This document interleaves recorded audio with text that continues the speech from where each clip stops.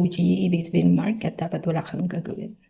Dahil ang doji, nagre-represent siya na ang market ay neutral. So, walang decision ba? So, mag-wait ka ng another candlestick. So, kunyari, ang candlestick meron dito, nag-close ang ganyan. It means ang market ay possible na umakyat. Ngunit ang market ay ganyan siya. Kunyari, ang doji ay ganyan. Then, may candlestick dito siya. Nag-close. Ang market ay bearish.